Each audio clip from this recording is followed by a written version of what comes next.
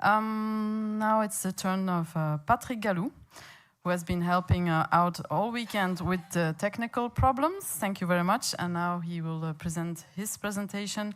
Mr. Patrick Galloux is a former cadre noir écuyer, BES 3e degré, former high-level CCE athlete, ESM engineer and STEPS doctor, author of 2 books on eventing and the preparation of the horse and rider, author of Hyperflexion, an attitude to be avoided, and Tightening the Noseband, an unnatural habit on the EFCS Wikipedia website.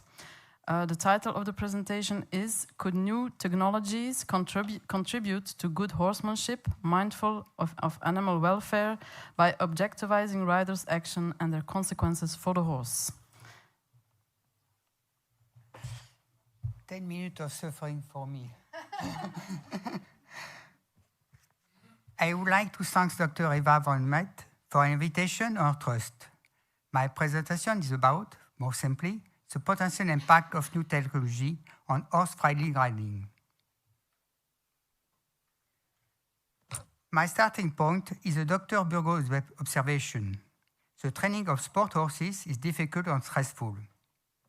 For this presentation, I will focus on 2 points: the impact of body rider on the action of the rider on the horse, the technical and physical training of the horse. Why do we need technology? It's a good question. But on the training and competition area, we frequently see bad attitudes and horse showing signs of discomfort that got unnoticed from experts. Some illustrations. On the left, this graph from Dyson shows in the orange cycle that horses with poor welfare scores are still technically well graded, while in the right cycle, some horses with combined defenses and poor technical score are, I think, not enough sanctioned. Next, as a lot of horses in a bad attitude, the chestnut horses during warm-up at CSI 5-star without steward's intervention. On the right, the eventing horse has regularly been first after the dressage test, even though the rider presented always him in France in perfection. Below, an example of the many tutorials, poster and advertisement featuring showing a horse in imperfection. So, I'm going to introduce some technology that can help riders, coaches, judges, etc. My first part for welfare riding with some examples. In this part, I focus on the attitude of the head on the neck of the horse. 2 examples. During dressage test, neck up, nose behind the vertical. In training, LDR, low or long, deep and round practice, nose behind the vertical. I present the first system, the Equila system. The sensor is placed on the horse head and the reference line is chosen by the rider. The sensor alerts the rider when the horse nose passes behind the vertical. The system measures 2, speed, cadence, and heart rate if it is connected with the polar girth. The second example concerns the LDR. On the one, named long, deep, and round, left column on the FRI illustration. The FRI specifies that only this long, deep, and round attitude is accepted depending on 2 factors. First, the duration of the hard restraint. French rules specify a few minutes. Secondly, FRI uses the term excessively, which I could translate by the intensity of the rider's action. The first technology is the system ePose. It measures the rider's action and gives average and peak force on the smartphone. As far as I know, it does not give more complex information, such as evaluating the softness of the contact, for instance. It is a shame. The system will no longer be marketed, but it was an interesting technology, but a little expensive.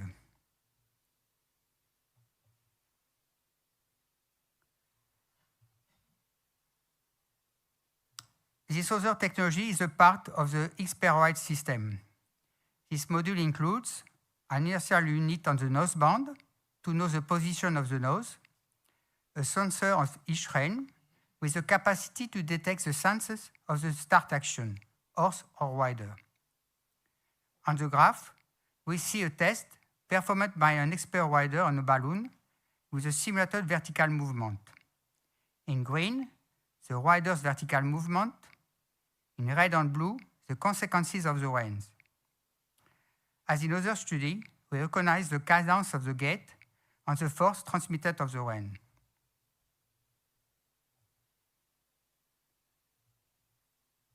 During the past few years, a number of connected objects able to evaluating the horse locomotion have been made available for riders with some commercial success.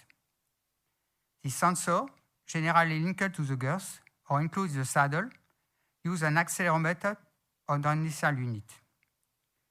They measure the time taken at each gait, the symmetry of the trot, the cadence, the bounce, vertical movement, plus some data of the jump. But these parameters are more relevant with a long-term use. I give you an example over several months. Here, a horse is ridden on bad attitude with the first coach, red, using hyperflexion. And then, ridden conventionally with another coach, blue. We can see that the bounce improves with the second coach.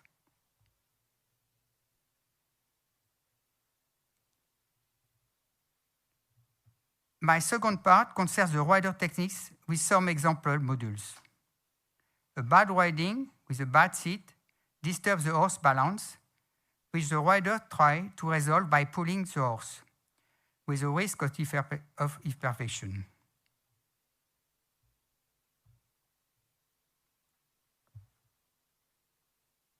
Let's start with the little background. In 1919, the National Riding School of Saumur developed the first equestrian simulator named Percival. In addition to improving the teaching of safe riding, this program aimed to preserve the horse.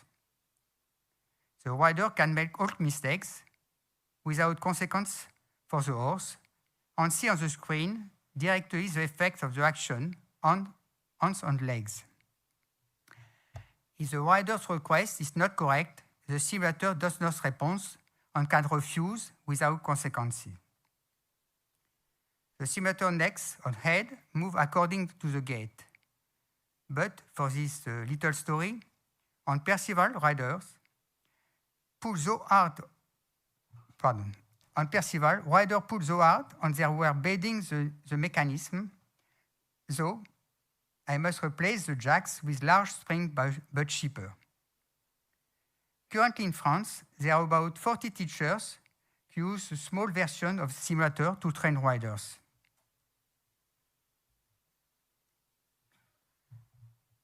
The team of research and development in Saumur has developed the Mazarin system. Mazarin records the movement of the horse, the position of the rider bust, the action of the reins, and the force on the stirrups. After getting off the horse, the rider reviews his course with his action of the horse.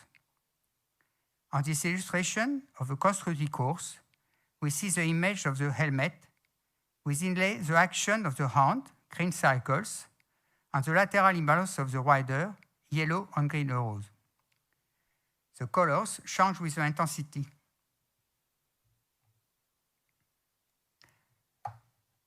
Another example with Mazarin in show jumping. From top to bottom, force on the stirrups, force on the reins, flexion angle of the rider bust versus the saddle. In the example, during the approach, we can observe in the blue rectangle the good stability of the rider. But in the white rectangle, at the landing, is lateral imbalance of the stirrups, line blue versus line red.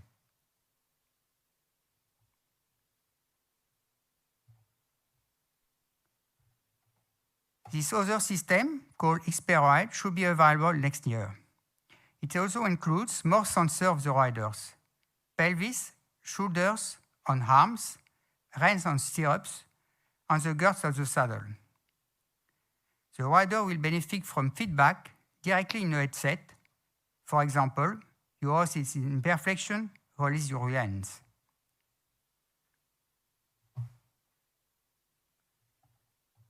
I present to you the general principle of this complex system on a theoretical example.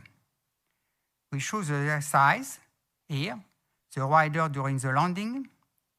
On the left, the equipment of the horse on the rider for this exercise.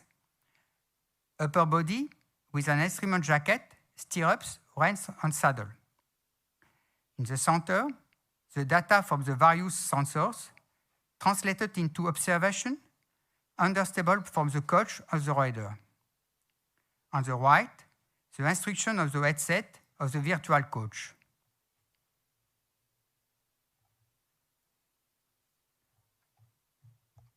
Two examples using Hyperride.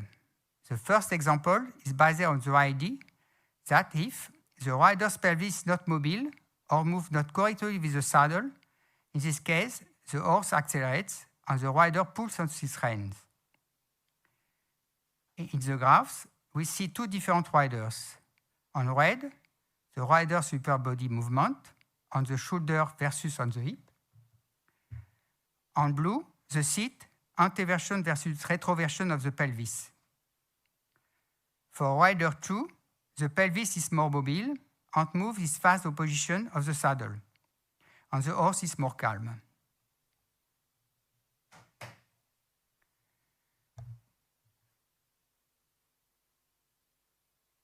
The second example illustrates the principle that the horse needs his neck to gallop. It concerns the opposition of the rider during the first beat of the gallop. On red, the first on the right rein. On brown, the movement of the nose, forward versus backward. On the left graph, the rider pulls his rein when the horse opens his neck and opposes the motion to the horse, of the horse. On the right, the rider lets the horse use the pendulum of his neck.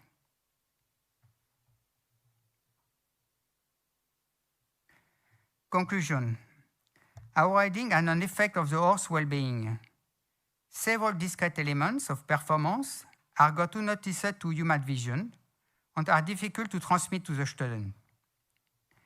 In the future, the new technology will be part of the rider equipment and will contribute to the coach teaching methods.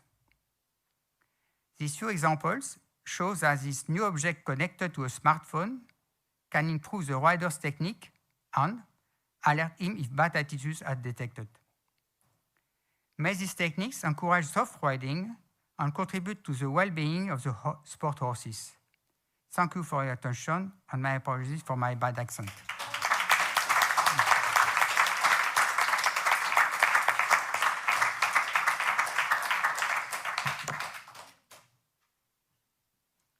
Thank you very much, Mr. Galloux, for this excellent presentation. And we have another few minutes on our program.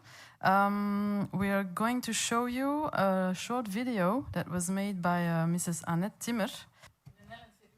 Yeah, because Annette Timmer is from the Netherlands. Yes, so in the Netherlands, it's more known than here. I had never heard about it.